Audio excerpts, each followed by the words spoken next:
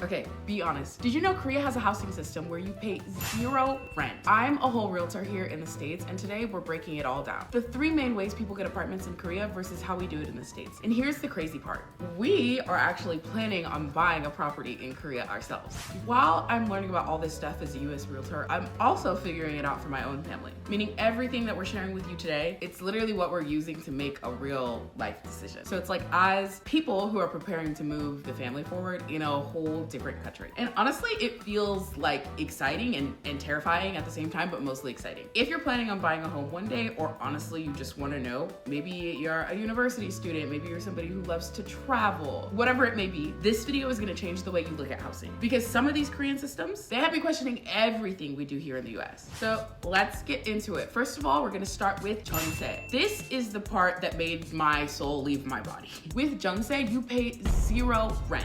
0. But before you get excited, let me explain. Here's how jeonse works. You give the landlord a massive lump sum of money up front. Sometimes it's 50%, 60%, even 80% of the apartment's value. So if the place costs $400,000 USD, you might put down like 250K or more. And then you just live there. It's no rent, no monthly payment, nothing for about 2 years. So this raises the question, why would anybody do this? So essentially what's happening is the landlord takes your money and invests it. When your contract ends, you get your money back. Like, what landlord in America is giving anything back? If anything, they're constantly trying to take from you. You gotta pay to break the lease, and you rarely, if ever, get that deposit back. Now, before anybody books a flight, slow down. Jeonse does come with risk. If the landlord loses the money, defaults, or can't pay you back, it does get really messy. But if it's used correctly, jeonse is basically like financing your own housing with no monthly cost. I, for one, think it's genius if you have the money up front. And before you say, girl, who has 200,000 lying around for jeonse? Trust me, most people don't. A lot of jeonse deposits in Korea come from special jeonse loans. So you borrow the deposit, give it to the landlord, live rent-free, and when you move out, you get the money back and you just pay off the loan. Because with everything,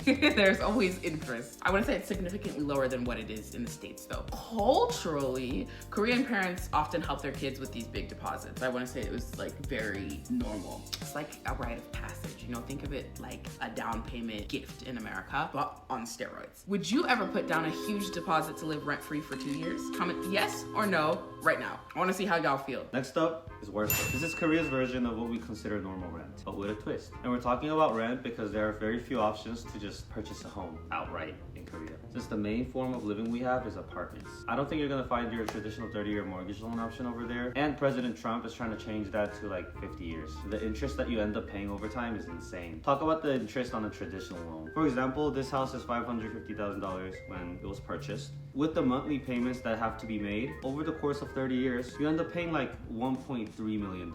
So a little bit more than the price of the house itself is interest. I've done a little bit of research into this. It's because of something called amortization. The more lump sum you pay off at the beginning, any amount really, it significantly reduces the amount you end up paying in total. I've talked to lenders and real estate agents and people who are generally good at numbers, and I did my own math. With the percentage that was on year by year, it didn't make sense for interest alone to be more than the housing cost itself. And when I did the reverse math, it turns out it's something called 복리, compound interest. Each year, it compounds on each year for 30 years. Yes, it's so important for you guys to know what you guys are paying for. Financial literacy is pertinent to these big decisions that you're going to be making with a lot of money, considering our current housing climate. I bought this house in 2022, and I can tell you the difference between now and then is completely stark. It's so crazy. Did you know if you paid one more extra mortgage payment towards your mortgage in the first year, you can effectively cut off 7 years out of that 30-year mortgage loan? For the first about 10 years, you're barely gonna pay anything towards the house. The last 10 years, everything you're paying is going towards the house. It's kind of like a graph that does an X shape, where at the beginning, all you're paying is interest, 99%. The next month, 98%. The next month, 97%, and so on. I'm so glad that I got into the real estate space because it's actually helping me learn more about being financially literate. It's like, I wish I would have had the financial knowledge that I have now when I was younger, because I do think that it would have drastically made a difference in some of the choices that I made as a younger individual. But it's literally that a session. I've spoken to like a few older clients, and they're just like, things really suck for young people nowadays. Because they're like, I bought like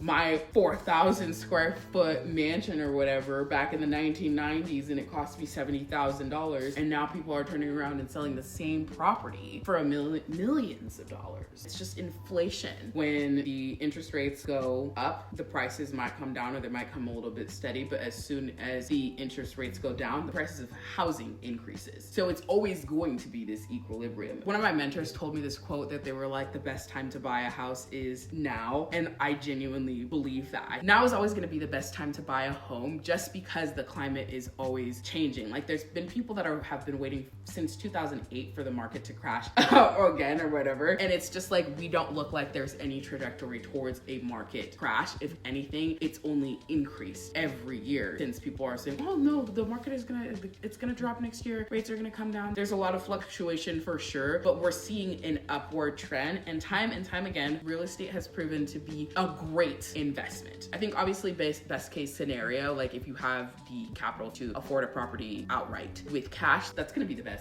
situation. But that's just not the reality of most people. Actually, I'm curious to know, beyond the US and Korea, how home buying processes work in other countries as well. Most likely very similar. I assume it's very similar. Yeah, standardized system. Yeah. So there's no room for like dispute. Right, and how they can purchase their homes. Yeah. But I just have genuinely no knowledge. I've never even looked into it, and I think that would be interesting to learn. If you guys could also comment the country that you're from and kind of tell us a little bit about how like real estate works over there, just like a little summary, I think that would be really cool as well. All of that to say that we are just really excited when it comes to planning this move to Korea. It's something that we've been talking about for like the past 6 years. Overall, we decided that America was going to be home base, but because we do have our children who are half Korean, and we would love for them to continue to have that opportunity to grow into both sides of who they are. That's just like something, even just like, it's always been something, it's always been like a thought that wavered on our mind. We want to make sure that this is solidified, because the babies speak like a little bit of Korean. They don't speak anything crazy, but I want them to be in touch with that side of their culture and not lose sight of who they are, because we live in America. They get the American end of the stick. With Wolse, you just pay a small deposit, maybe a few thousand to tens of thousands, and then you pay a monthly rent. But here's the cool part. Your deposit and your rent move together. Put down more deposit, rent goes down. Put down less deposit, rent goes up. In America, your deposit's like $500, $1,000, the first month's rent, and some other stuff typically. I'm actually curious to how rent works, where y'all live, because I know it's different across the states too. But no matter how much you're paying in rent, when it comes time to move out, can we all relate to your landlord still keeping the deposit when you move out because of cleaning fees, even though the place looks the same? You know what I'm talking about. But back to Wolse.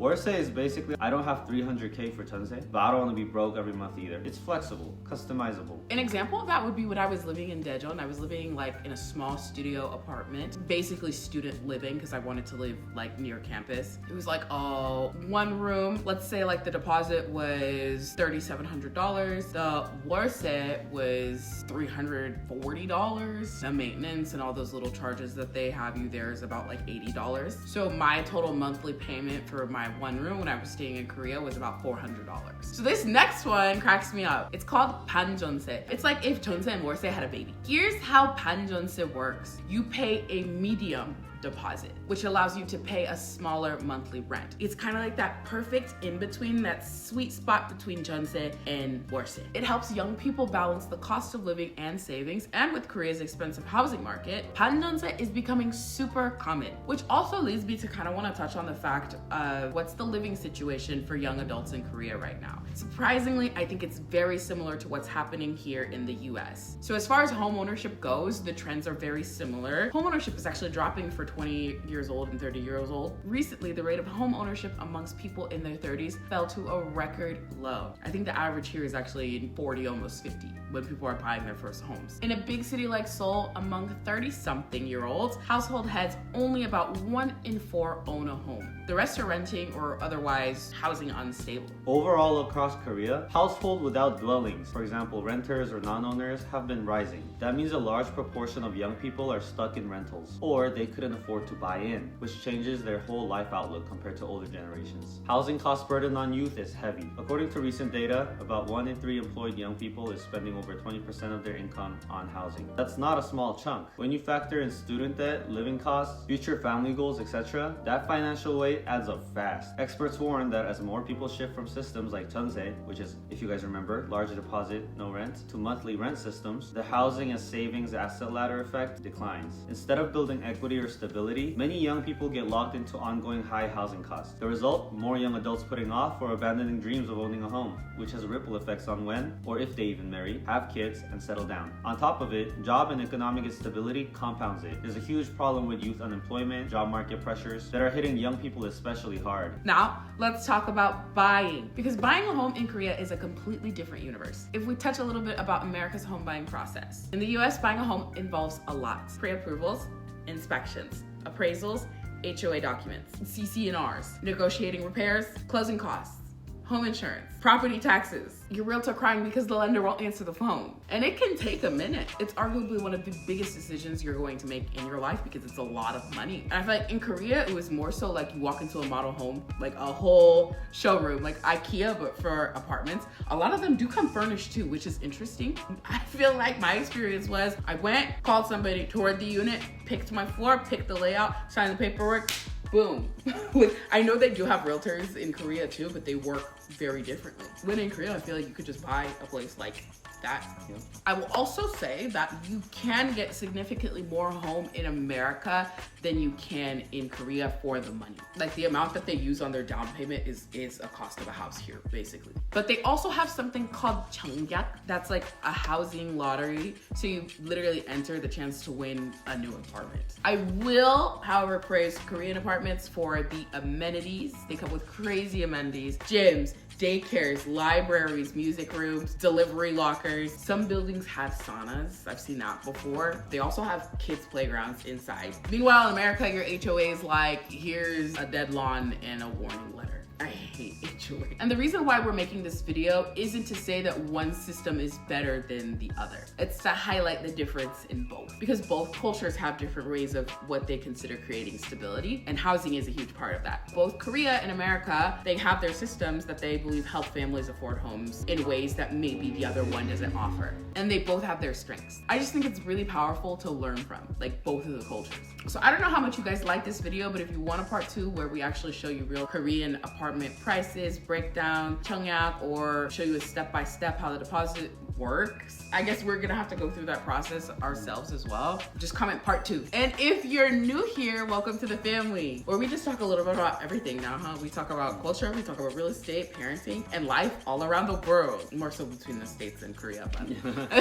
Thank you for watching. Thank you for learning with us. And remember, no weapon formed against you, your family, or your housing goals shall prosper.